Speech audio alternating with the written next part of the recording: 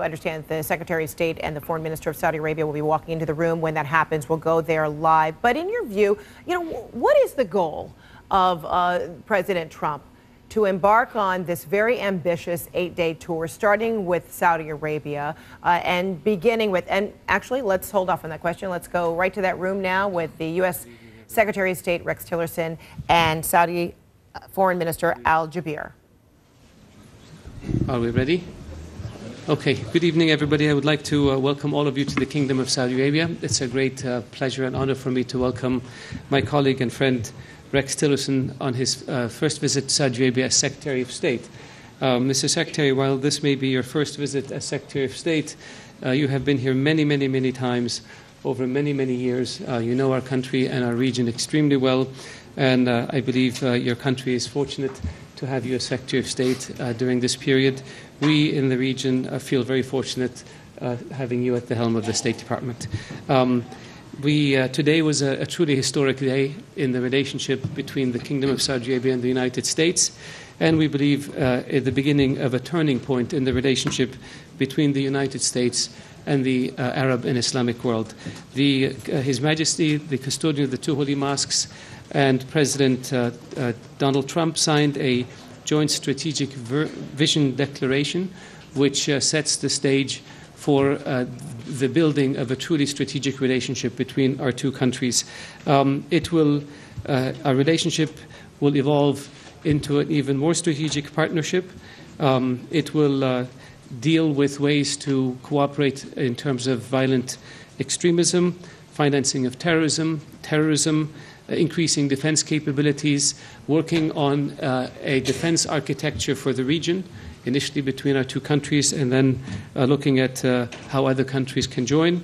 The strategic vision will also include trade and investment, education, and working in all fields in order to enhance our common interests and deal with the challenges that face both of our countries. This is unprecedented. We have not had an agreement, I believe, signed by a King of Saudi Arabia and a President to codify the strategic relationship and where we want to take it moving forward. So this was a great accomplishment, and Mr. Secretary, thank you for your efforts in this regard.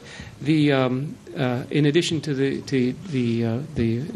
signing of this strategic vision declaration, the two countries signed a series of agreements, both commercial as well as government to government, that involve trade investment, that involve infrastructure, that involve technology, that involve defense sales, that involve Saudi investments in American infrastructure, as well as American investments in the Kingdom of Saudi Arabia, whether in the form of building up our defense manufacturing capability or other areas. The total value of those investments is in excess of $380 billion. I will not get into the details because I believe our colleagues have briefed the media about this extensively.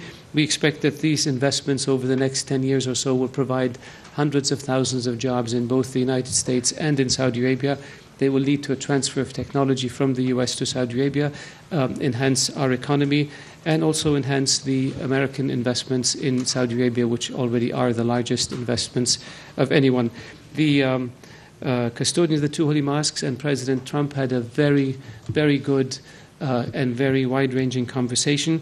They discussed, of course, the challenges facing the region and the world. They began by talking about the bilateral relationship and ways to enhance it and improve it in all areas. They discussed the scourge of terrorism, extremism, terror financing, and how we can work together to eradicate it. They discussed the nefarious activities of Iran and the fact that action has to be taken in order to ensure that Iran does not continue with its aggressive policies in the region, and that Iran adhere to the letter by the agreement made between it and the P5+1 countries, that Iran sees its support for terrorism, adhere to the UN Security Council resolutions with regard to ballistic missiles, and sees its human rights violations. And its interference in the affairs of the country, of the region. They discussed the situation in Syria. They discussed the importance of working towards peace between Israelis and Palestinians. The custodian of the two holy mosques expressed the kingdom's optimism that President Trump, with a new approach, and determination can bring a conclusion to this long conflict. He certainly has the vision, and we believe he has the strength and the decisiveness, and the Kingdom of Saudi Arabia stands prepared to work with the United States in order to bring about peace between Israelis and Palestinians and Israelis and Arabs. They also discussed the situation in Yemen, and of course they discussed trade and investment. It was they had a great lunch where the conversation actually began before the meetings.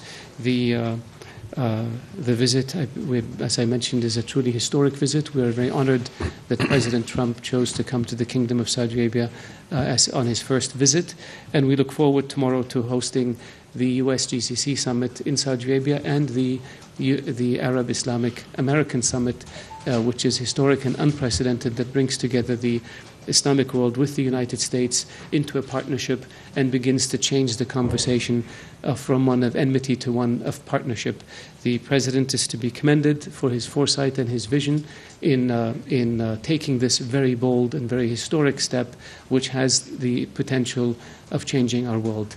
If we can change the conversation in the Islamic world from enmity towards the U.S. to partnership with the U.S., and if we can change the conversation in the U.S. and in the West from enmity towards the Islamic world to one of partnership, we will have truly changed our world, and we will have truly drowned the voices of extremism, and we will have drained the swamps from which extremism and terrorism emanates. I cannot overstate the importance of such a gathering, and I believe after this visit, the President will go to Israel and will go to the Vatican, where he will essentially address the Jewish world and the Christian world and try to bring together the three major monotheistic religions in the world into a partnership, so that we move from any discussion of a conflict of civilization and move towards a discussion of a partnership of civilization. And I want to stop here and thank my friend Rex Tillerson for indulging me for taking up so much time. Welcome to the Kingdom of Saudi Arabia. Thank you for all your efforts, and congratulations on a extremely productive and historic visit. Well, thank you, and thank all of you for being here this evening. And in particular, I want to thank my longtime friend and colleague, Foreign Minister Adel Jubeir. Adel and I have known each other for many, many years when our facial features were much younger. We remember those days, but we have remained friends for all these many years and now colleagues. And I'm really proud to be here today with him to talk about this new strengthening of the U.S.-Saudi partnership and relationship. As Adel just described it, today truly is a historic moment in U.S.-Saudi relations. The United States of America, the Kingdom of Saudi Arabia, are really dedicating ourselves to a new strategic partnership, new for the 21st century, and to charting a renewed path toward a peaceful Middle East, where economic development, trade, diplomacy are hallmarks of the regional and global engagement, and something that we will be working closely together on. This growing partnership is really grounded in trust between our two nations, that we are pursuing the same objectives, cooperation and a shared interest. The elements of this declaration that was signed today, the Joint Strategic Vision, there are many, many elements. And there's a lot of work now to implement those elements and really put them into motion. And so that is going to require significant ongoing engagement and dialogue between our two nations. And so I think you will find that we will be meeting with a great deal of regularity in order to review how these things are progressing. And that is only going to serve to further strengthen, I think, our cooperation. And also, I think, sends a very strong message to our common enemies. It strengthens the bonds between us, and it does chart this new pathway forward and will guide our path forward. You know, at the core of our expanding relationship really are our shared security interest. America's security at home is strengthened when Saudi Arabia's security is strong as well. And the United States of America, the Kingdom of Saudi Arabia, are embarking on a number of new initiatives to counter violent extremist messaging, as you just heard Foreign Minister Jubeir describe. We're also going to be pursuing new approaches to disrupting financing of terrorism and advancing defense cooperation. Today, the United States and Saudi Arabia are conducting vital new expansions of security relationship that really spans over 7 decades. But I think one of the real hallmarks of today is the economic cooperation. And you know, if you have strong economic engagement between two countries, that really is foundational to a strong security relationship as well. As you heard Foreign Minister Jubeir mention, today we announced 23 foreign investment export licenses, leading to upwards of more than $350 billion of historic direct investment. $109 billion of that is in arms sales to bolster the security of our Saudi partners. And these are going to result in literally hundreds of thousands of American jobs created by these direct investments in purchases of American goods, American equipment, American technology, but also investment into the Kingdom of Saudi Arabia as well. And I think it's important to note that this is an indication of the confidence that the Kingdom of Saudi Arabia has in the United States investment climate. And I think as they evaluate the future investment climate in the United States, what they are seeing already are the positive impacts of President Trump's actions to improve the business climate in the U.S. for investment and job creation, and they intend to be a part of that with these investments. Similar to this is a great vote of confidence in the United States in the business environment in the Kingdom of Saudi Arabia as they continue to advance in their own reforms and seek new opportunities for their own people to create jobs as well. So strong economic relationships are the foundation for strong security relationships as well. The intended sales of the defense packages in particular fall into 5 broad categories: border security and counterterrorism, maritime and coastal security, Air Force modernization, air and missile defense, cybersecurity, and communications upgrades. And I think you can surely identify in all of these the importance that all of those areas have to U.S. national security as well. Obviously, along with this will go a lot of training and support to strengthen our partnership with the Saudi Armed Forces as well, which just further strengthens our mill-to-mill relationship. The package of defense equipment and services supports the long-term security of Saudi Arabia and the entire Gulf region, in particular in the face of malign Iranian influence and Iranian-related threats, which exist on Saudi Arabia's borders on all sides. Additionally, it bolsters the kingdom's ability to provide for its own security and contributing to counterterrorism operations across the region. And the important part of this is this huge arms sales package reduces the burden on the United States to provide this same equipment to our own military forces, and will strengthen Saudi security forces for the future so that Saudi Arabia is more capable of carrying a greater share of the burden of their own security, which, as I indicated, is important to the U.S. national security as well. So it lowers the demands on our own military, but it also lowers the cost to the American people of providing security in this region. So extremely important to the future of the relationship, but also to the cost of providing security for American citizens in this region. It does demonstrate the commitment to our partnership with Saudi Arabia, as I indicated, expanding hundreds of thousands of new jobs. I think the other important announcement, which Adel just mentioned, was the new counterterrorism initiative, the new Global Center for Combating Extremist Ideology, which will be opened in Riyadh, will be a Saudi-led hub for defeating extremism in the information space. As you've heard us say often, we have to defeat ISIS on the battlefield, but we really have to defeat ISIS in the cyberspace. This is their recruiting tool. This is how they message to lone wolves around the world. And this center is going to concentrate heavily on how to enter that space from the standpoint of experts that live in this part of the world and understand how to message to those who might be influenced by radical messaging.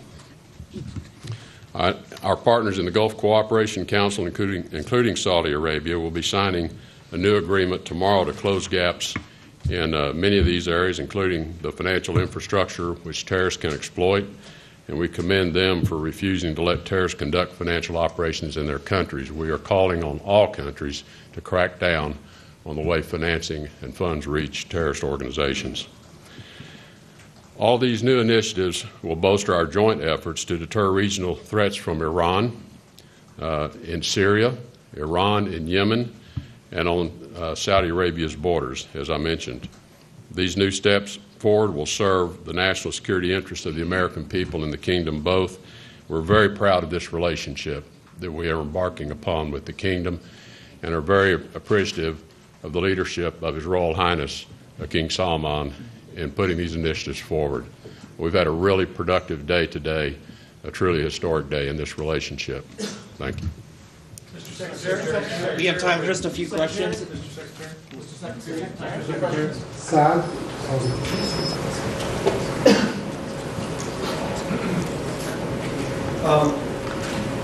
Good afternoon, Secretary Tillerson. My question is, "Together we prevail" is the slogan of this summit, and it's a shared character in both King Salman's character and President Trump. Now, you just said earlier in your briefing that Saudi Arabia and the United States share some objectives.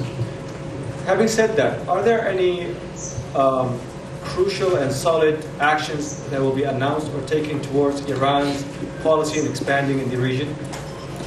Well, we are closely coordinating our efforts in terms of how to counter Iran's extremism and its export of extremism, in particular its support for foreign fighters, its payment of foreign fighters, its support of militia that are operating not just in Yemen, but in Iraq and in Syria.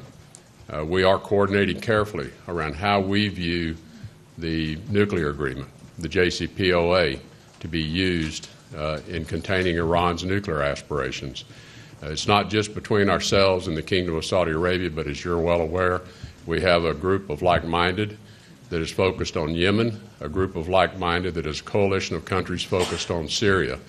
So I think the leadership really starts here in the Kingdom with the strong leadership of His Royal Highness, as well as the Crown Prince, the Deputy Crown Prince, and certainly the Foreign Minister. They have been wonderful and very strong conveners of others who are like-minded in terms of this fight against terrorism broadly, but specifically Iran's role in supporting extremist organizations. Margaret Freddy. Mr. Secretary, and I also have a question for you, Minister. Good to see you. Secretary Tillerson, two questions. Will you ever pick up the phone and call Iran's foreign minister? Have you ruled out diplomacy with Iran? And secondly, on Yemen, how does pouring in more weapons via Saudi Arabia actually hasten an end to that brutal war? And Minister Al-Jubeir, can I get your reaction to the re-election of Hassan Rouhani and what guidance you're giving to the Trump administration about whether to stick by what they have seen as a flawed nuclear agreement with Iran? Great. Well, in terms of whether I'd ever pick the phone up, I've never shut off the phone to anyone that wants to talk or have a productive conversation. At this point, I have no plans to call my counterpart in Iran, although in all likelihood we will talk at the right time. In terms of the situation in Yemen, our emphasis is on finding a political solution. We view it as a tragic situation. Obviously, millions of people on the brink of starvation because of the impact of the fighting. But we also think it's important to put the pressure on parties to come to the table and talk. So I want to make it clear that we have efforts underway on both fronts. I think the rebels in Yemen and those that have taken over the government in Yemen, have overthrown the government, have to know they cannot sustain this fight. They have to know that they will never prevail militarily. But they're only going to feel that when they feel the resistance militarily. So it's important we keep the pressure on them. And many of the armaments we're providing to Saudi Arabia will help them be much more precise and targeted with many of their strikes. But it's important that pressure be kept on the rebels in Yemen. At the same time, we are actively engaged with others in the region to see if we cannot advance a process by which we can bring this thing to a halt politically. We have a lot of work ahead of us in that regard. Thank you. Margaret, with regard to the re-election of Rouhani, this is an internal Iranian matter. Who they choose for their president is their business, as it should be. From our perspective, we judge Iran by its actions, not by its words. The Iranians have in the past said some things and done something else. They want to have better relations with us, but then they attack our embassies and assassinate our diplomats. They plant terrorist cells in my country and in countries allied to us. They supply militias that want to destabilize countries like Hezbollah and like the Houthis and others in Syria with weapons. They intervene and meddle in the affairs of Arab countries like Iraq, Syria, Lebanon, and Yemen. They support terrorism. They created the world's foremost terrorist organization, Hezbollah. They provide comfort and support for Al-Qaeda, with many of the Al-Qaeda leaders living in Iran for now more than 15 years. They have a relationship with the Taliban that destabilizes Afghanistan. And so when Iran does all of these things, when they execute terrorist attacks in my country, in 1996 Khobar Tower bombings, where the Iranian military attaché in Bahrain, Brigadier General Sharifi, was the control officer, where the heads of the plot escaped and fled to Iran and have been living in Iran ever since. This is not the behavior of good neighborliness, and this is not the behavior of a country that wants others to treat it with respect. This is the behavior of a state sponsor of terrorism who deservedly is on a list of state sponsors of terrorism and who deservedly is sanctioned by the international community for this behavior. So if Iran wants to be a normal country and wants others to treat it like a normal country, it has to act in accord with international law and the values and the mores of the international system that have existed for centuries. We welcome an Iran that's open to the world. We welcome an Iran that lives at peace with its neighbors. We welcome an Iran that doesn't interfere in the affairs of other countries. But this is not the Iran we see. So when you come back to your question of what do we think about the re-election of Rouhani, we want to see deeds, not words. And we will continue to judge Iran based on its deeds. And we will continue to base our policy vis-à-vis Iran based on Iran's deeds. If I may say something, Mr. Secretary, about the Yemen. The perception is that we are fighting in Yemen for a reason, or that we have no objective or no goals. The perception is that this was an aggressive war. It was not. People forget how this started. Saudi Arabia and the GCC worked together to come up with the GCC initiative, which created the transition from President Saleh to President Hadi. Yemen was in a transitional period. The Yemenis set up what they call their national dialogue, which includes elements of all walks of Yemeni life and all regions of Yemen, women, students, tribal people, different religious sects. And they came up with a blueprint, a vision for what Yemen should look like going forward, a federal system, rights for everyone, and on and on and on. And then they were going to codify that into a constitution. Then the Houthis staged their coup. They attacked the city, they seized the government, and they took total control of a country that is critically important to the security of the region. Now we have a radical militia allied with Iran and Hezbollah in possession of ballistic missiles and an air force that has taken over a friendly government. Friendly government asked for support, we intervened. From day one we have said there is no military solution, the solution is political. The Houthis have to go back to the negotiating table and implement the outcomes of the national dialogue in Yemen. The Houthis are less than 50,000 in a country of 28 million. It is unacceptable that they would be allowed to seize power and get away with it. And so we and a coalition of countries have been fighting to restore the legitimate government of Yemen, which now is in control of 80% of the territory. We have made mistakes, and we have acknowledged those, and we have investigated those. But we have been charged with things that we didn't do. We were supposed to have attacked a wedding that never happened. We were supposed to have bombed the old city of Sana'a, which never took place. We were supposed to have destroyed cranes at Hodeidah port, which we didn't do. The Houthis did it from the ground up. But these charges were leveled at the kingdom and the coalition, and they were not correct. But the image prevailed that we were waging an aggressive war against the country, and the Houthis were made to look like they're victims, when it was they who started this, and it was they who lobbed more than 40 ballistic missiles at our country's towns and cities. It is they who have violated thousands of times ceasefire arrangements that were put in place. It is they who have made 70 agreements and reneged on more than 70 and reneged on every single one of them. Not the coalition, not the legitimate government. When it comes to assistance, Saudi Arabia has been by far the largest provider of humanitarian assistance to Yemen. The areas under government control have no problem distributing aid. The areas that the Houthis control, they steal the aid and they sell it to fund their war machine. The starvation that exists in Yemen exists because the Houthis laid siege on towns and villages and will not allow humanitarian supplies to get in. That's why people are starving, not because of the bombing. The starvation is because the Houthis steal ships coming into Hodeidah and, like I said, sell the products to fund their war machine. We have distributed aid to every area of Yemen that we can. We are running the largest hospital in Sa'da, incidentally, the Houthi capital, the hospital that the kingdom built 30 years or so ago and has been operating ever since in order to help the Yemenis. This hospital has been operating even through the hostilities because we have no enmity against any Yemeni.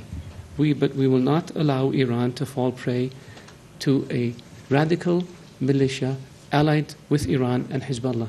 We know what that ends up looking like when we look at the past in our region. And so we appreciate the position of the Trump administration in terms of providing support for our efforts in Yemen, both diplomatically, logistically, and so forth. We appreciate their understanding of what's at stake here, and we appreciate and we believe that because of this support, we will be able to put enough pressure on the Houthi Saleh to bring them to the negotiating table and to make an agreement based on the GCC initiative, the outcomes of the Yemeni National Dialogue, and UN Security Council 2216.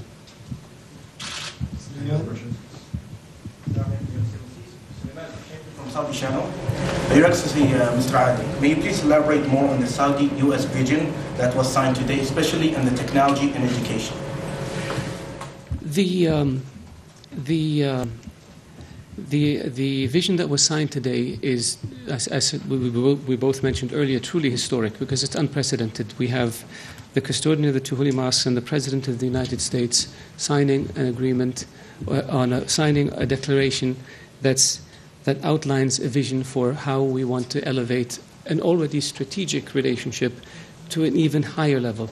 We want to intensify the consultation, we want to intensify the cooperation, whether it's in counterterrorism, whether it's in defense, whether it's in technology transfer, whether it's in education, whether it's in trade, whether it's in investment, and we want to create a mechanism that is headed by both the custodian of the two holy mosques and the president or whoever they designate, that would be a group that would meet periodically in order to see how we can implement a lot of the visions or the strategies or the initiatives that we have.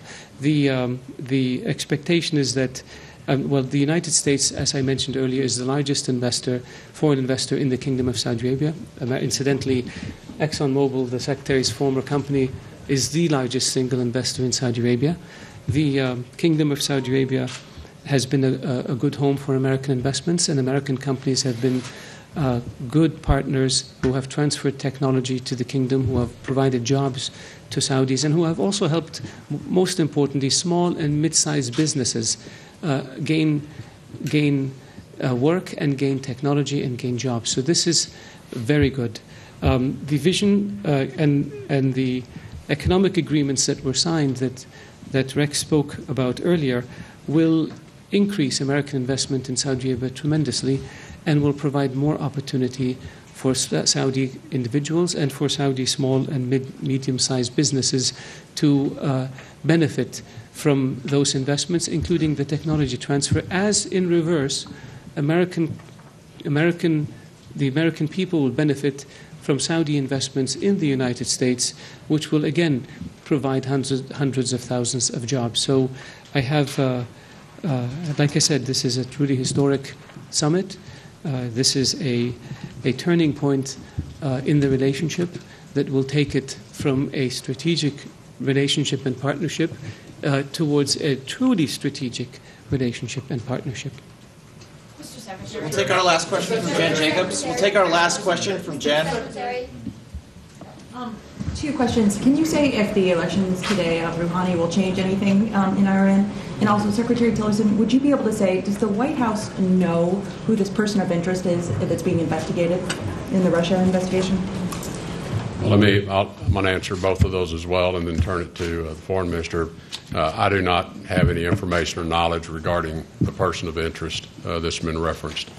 I might comment on the Iranian elections as well, that what I would hope, is that Rouhani now has a new term, and that he used that term to begin a process of dismantling Iran's network of terrorism, dismantling its financing of that terrorist network, dismantling the manning and the logistics and everything that they provide to these destabilizing forces that exist in this region. That's what we hope he does. We also hope that he puts an end to their ballistic missile testing. We also hope that he restores the rights of Iranians to freedom of speech, to freedom of organization, so that Iranians can live the life that they deserve. That's what we hope this election will bring. I'm not going to comment on my expectation, but we hope if Rouhani wanted to change Iran's relationship with the rest of the world, those are the things he could do. As a sign of how truly strategic our partnership is, I agree with what Rex said. Thank you, everybody. Thank you very much.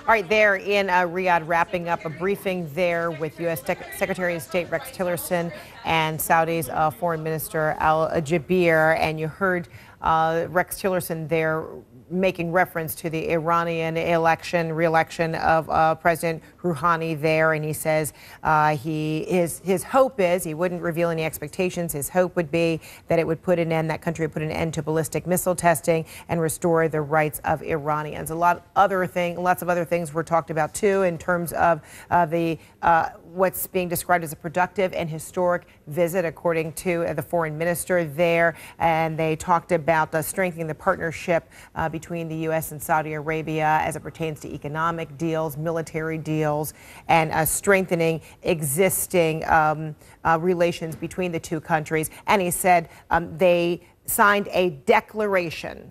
The President and the President of the United States and the King of Saudi Arabia signing a declaration to elevate a strategic relationship. All right, meantime, now let's get a peek into the